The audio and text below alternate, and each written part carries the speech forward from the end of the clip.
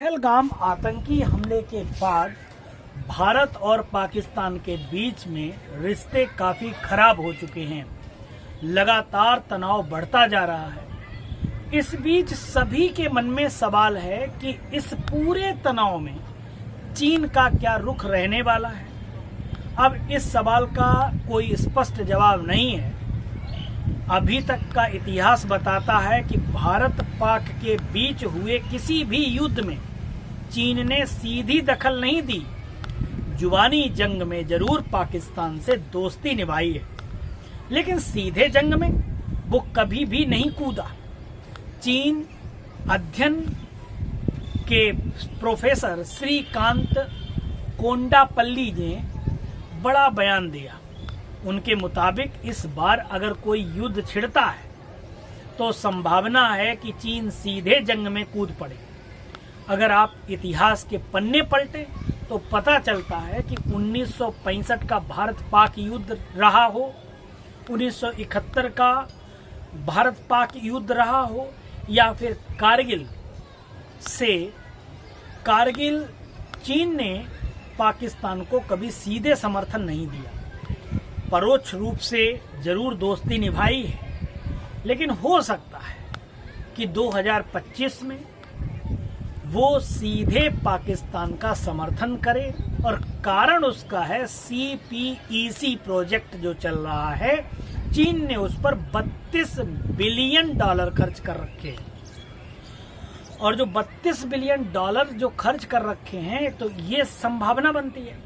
यहाँ यह भी समझ सकते हैं कि अगर युद्ध हुआ और उसमें चीन के कुछ नागरिकों को पाकिस्तान में नुकसान पहुंचा, उस स्थिति में भी चीन जो है सीधे रोल निभा सकता है।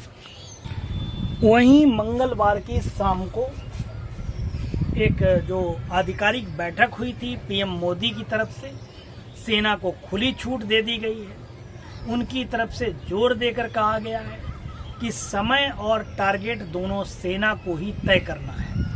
उनकी तरफ से सेना की क्षमता में पूरा भरोसा जताया गया है। पीएम का वह संकेत ही बताने के लिए काफी है कि आने वाले दिनों में पाकिस्तान के खिलाफ कोई बड़ी कार्रवाई होने वाली है। आतंकियों को सबसे बड़ी सजा मिलने जा रही है। पाकिस्तान की ओर से कई नेताओं की ओर से गैर जिम्मेदाराना बयान आए हैं, जिसमें भारत को परमाणु बम हमले की धमकी दी गई है। यहाँ तक कि एक झूठ का प्रोपोगंडा भी फैलाया जा रहा है कि हमने भारत के राफेल गिरा दिए, कहीं हमने कुछ कर दिया, जबकि ऐसा कुछ नहीं है। ये झूठे प्रोपोगंडा जो फैला रहा पाकिस्तान, हमारे यहाँ किसी ने भी अभी तक कोई बयान नहीं दिया है, लेकिन पाकिस्तान जो है वो बयानबाजी अपनी करता चला जा रहा है। वहीं अगर हम बात करें परमाणु बम की, तो जिसमें भारत को परमाणु बम की जो हमले की धमकी दे रहा है, तो अमेरिका ने जापान पर द्वितीय विश्व युद्ध के दौरान जापान के नागासाकी और हिरोशिमा जो जगह है, वहां पर लिटिल बॉय और फैट मैन नाम के 2 एटम बम गिराए थे।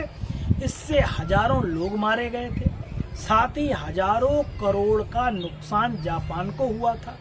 फिर भी आज दुनिया के देश सालाना 91.4 अरब डॉलर एटमी हथियारों के रखरखाव पर खर्च कर रहे हैं। इसे हर सेकंड के हिसाब से देखें तो $2,898 यानी 2.5 लाख रुपए प्रति सेकंड इनके रखरखाव पर खर्च आता है।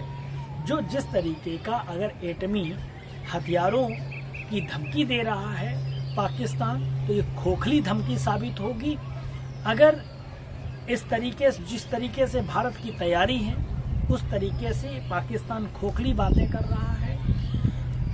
जहां तक है युद्ध टालने के लिए वो बात कर रहा है, भूखा मर रहा है, लेकिन चीन जो है इस बार भी कहीं ना कहीं सीधे आ भी सकता है और नहीं भी आ सकता है। तो ये जो सवाल है, थोड़ा सा सवालिया निशान इस पे लगते हैं। Thanks for watching. जय हिंद, जय भारत।